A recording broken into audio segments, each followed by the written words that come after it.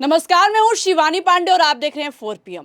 एक तरफ 10,000 सैनिक और 16 जंगी जहाज लगाकर भी ट्रंप ईरानी जहाज को रोक नहीं पाए, तो वहीं दूसरी तरफ अमेरिकी सेना का झूठ वॉल स्ट्रीट जर्नल जैसे बड़े अखबार ने एक्सपोज कर दिया है। खबर है कि हॉर्मुज पर नाकेबंदी करना तो दूर की बात है, अमेरिकी जहाज ईरान के सामने सरेंडर हो गए हैं। तो कैसे पेंटागन से अमेरिकी हार की रिपोर्ट लीक होते ही तहलका मच गया है, इस पर जानकारी देने के लिए हमारे साथ प्रियंका जी मौजूद हैं। प्रियंका जी, कल तक तो ट्रंप झूठ बोल रहे थे और अब अमेरिकी सेना आखिर किसके दबाव में झूठ बोलने को मजबूर है?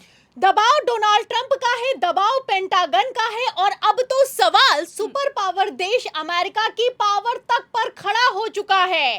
तो स्ट्रेट ऑफ हॉर्मुज पर कब्जा करने गए 16 अमेरिकी जंगी जहाजों का ईरान ने क्या हाल कर दिया है और पेंटागन की रिपोर्ट लीक होते ही कैसे वॉल स्ट्रीट जर्नल जैसे बड़े अखबार ने अमेरिकी प्रशासन की धज्जियां उड़ा कर रख दी हैं। आपको एक एक करके खबरें दिखाएंगे, लेकिन खबर में सबसे पहले शुरुआत अमेरिकी सेना के ऐतिहासिक झूठ से करते हैं। आपको बता दें शिवानी, अमेरिकी सेंट्रल कमांड की तरफ से एक ट्वीट किया गया है और इस ट्वीट में साफ लिखा हुआ है कि more then 10,000 US sellers, marines and airman along with over a dozen warship and dozens of aircraft are executing the mission to blockade ships entering and departing Iranian ports during the first 24 hours. No ship made it past the US blockade. मतलब खबर निकलकर सामने आई है, बकायदा अमेरिकी सेना की तरफ से आधिकारिक ट्वीट किया गया है कि पिछले 24 घंटे में जो स्ट्रेट ऑफ हॉर्मुज पर नाकेबंदी हुई है,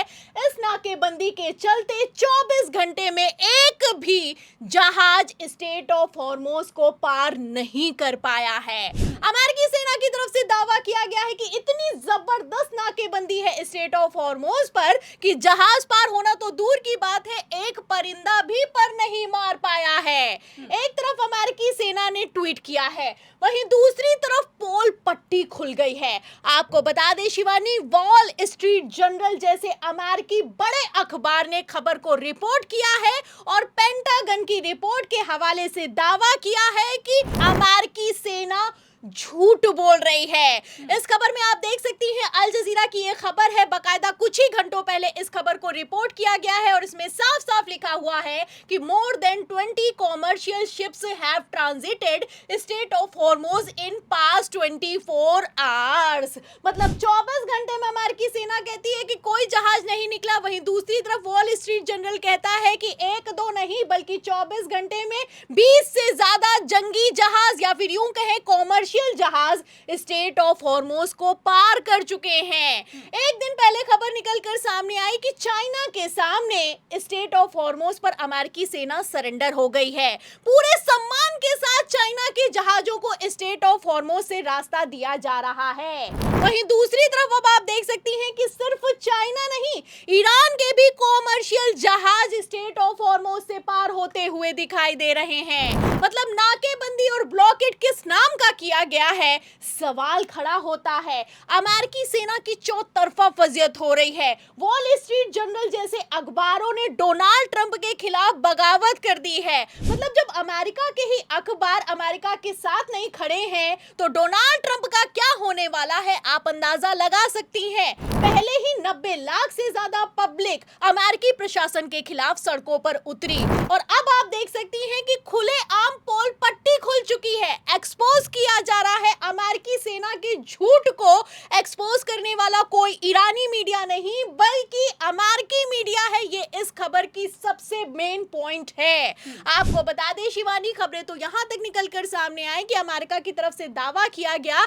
कि 8 ईरान लिंक्ड ऑयल टैंकर्स को अमेरिकी सेना ने स्ट्रेट ऑफ हॉर्मुज से वापस भेज दिया है। फिलहाल ऐसा कुछ नहीं हुआ है। ईरान की तरफ से इस खबर को भी झूठा साबित कर दिया गया है और तो और इस खबर में अल जजीरा में आप देख सकती हैं कि लिखा हुआ है कि किस तरीके से सैंक्शन के बावजूद ईरानी जहाज आर पार हो रहे हैं। मतलब ईरान को कोई फर्क नहीं पड़ता। ईरान ने पहले कह दिया था कि अगर अमेरिका स्ट्रेट ऑफ हॉर्मुज में आया तो बच नहीं पाएगा। ऐसे हालातों में आप समझ सकती हैं कि अमेरिकी सेना के जहाज वहां पर तैनात तो हैं, 10,000 से ज्यादा सैनिक भी तैनात किए गए हैं, लेकिन किसी की हिम्मत नहीं हो पा रही है कि ईरान के जहाजों को रोक ले या फिर कि चीन के आपको बता दें कि शिवानी, जिस तरीके से इंटरनेशनल फजियत हुई है वॉल स्ट्रीट जर्नल की रिपोर्ट के बाद अमेरिका की, इसके बाद से अमेरिका अब धमकी देने पर उतर आया है। मतलब कल तक तो डोनाल्ड ट्रंप चाइना के जहाजों को ससम्मान स्ट्रेट ऑफ हॉर्मोज से पार करवा रहे थे, वहीं अब अमेरिका धमकी देने पर उतर आया है। खबर निकलकर सामने आई है कि अमेरिका ने चीन को धमकी दी और क्लियर कट कह दिया है कि ईरान से बीजिंग एक भी बूंद तेल नहीं जा पाएगा। मतलब चाइना ईरान से 1/3 तेल को इंपोर्ट करता है, उसको रोकने की साजिश की जा रही है अमेरिका की तरफ से। कल तक तो बयान दिए जा रहे थे और अब धमकी देने पर उतर आए हैं। आपको बता दें शिवानी, जो यूएस ट्रेजरी सेक्रेटरी हैं, उनकी तरफ से भी बयान निकलकर सामने आया है कि China will not be able to get oil from Iran. मतलब साफ हो चुका है कि अब चाइना के भी ऑयल टैंकर्स रोकने की तैयारी पूरी कर ली गई है। फिलहाल यहीं पर पेंच फंस गया है। एक्सपर्ट्स ने क्लियर कह दिया है कि अगर चाइना पर अमेरिका ने अटैक किया तो ये जंग रुक नहीं पाएगी। अमेरिका के लिए जंग से बाहर निकलना मुश्किल हो जाएगा। फिलहाल ऐसे हालातों में एक तरफ तो डोनाल्ड ट्रंप चाइना को धमका रहे हैं, लेकिन वहीं दूसरी तरफ युद्ध विराम के लिए गिड़गिड़ा रहे हैं। Well, you keep saying was. Is this war over? I think it's close to over, yeah. I mean, I view it as very close to over. You know what? If I pulled up stakes right now, it would take them 20 years to rebuild that country. And we're not finished. We'll see what happens. I think they want to make a deal very badly. तो सुना आपने, Donald Trump की तरफ से बाकायदा एक interview दिया गया है और इस इंटरव्यू में डोनाल्ड ट्रंप से जब पत्रकार कहती है कि अब युद्ध खत्म होने वाला है, तो ट्रंप कहते हैं कि हाँ, युद्ध खत्म होने वाला है। हम ईरान से अगर अभी सारे स्टेक्स निकाल लेंगे तो ईरान को अपने पैरों पर खड़े होने में 20 साल से ज्यादा का समय लगने वाला है। ऐसे हालातों में ईरान हमारे सामने डील करने के लिए गिड़गिड़ा रहा है। तो आप देख सकती हैं कि अंदर ही अंदर वैसे तो ट्रंप की हालत खराब है, लेकिन दुनिया को दिखा रहे हैं कि ईरान गिड़गिड़ा रहा है, ईरान युद्ध विराम करना चाहता है। फिलहाल अगर ईरान को युद्ध विराम करना होता तो पाकिस्तान में जब बातचीत हुई थी तभी ये युद्ध खत्म हो गया होता। जाहिर सी बात है कि ईरान पीछे हटने के लिए तैयार नहीं है और जिस तरीके से सीज फायर से लेकर युद्ध विराम की बातचीत और नाकेबंदी में अमेरिका फेल हो गया है, ऐसे हालातों में डोनाल्ड ट्रंप की कुर्सी पर खतरा मंडरा रहा है, क्योंकि अमेरिकी सांसदों ने अमेरिकी संसद में क्लियर कट कह दिया है कि ये निकम्मा राष्ट्रपति है, इसके बस का कुछ नहीं है। फिलहाल डोनाल्ड ट्रंप के लिए इस जंग से बाहर निकलना जरूरी से ज्यादा अब मजबूरी बन चुका है। शिवानी, आपको बता दें कि पहले तो कह रहे थे कि अगर बातचीत हो चाहे ना हो, अमेरिका जीत चुका है। वहीं डोनाल्ड ट्रंप अब कह रहे हैं कि फिर से बातचीत होगी और 2 दिनों में पाकिस्तान में एक बार फिर से ईरान और अमेरिका एक टेबल पर आने वाले हैं। दावे तो डोनाल्ड ट्रंप ने कर दिए हैं कि ईरान गिड़गिड़ा रहा है। फिलहाल इस बातचीत को लेकर ईरान ने अभी किसी तरह की रजामंदी नहीं दी है, लेकिन हाँ, ईरान की न्यूज एजेंसी की तरफ से बाकायदा ट्वीट करते हुए जानकारी साझा कर दी गई है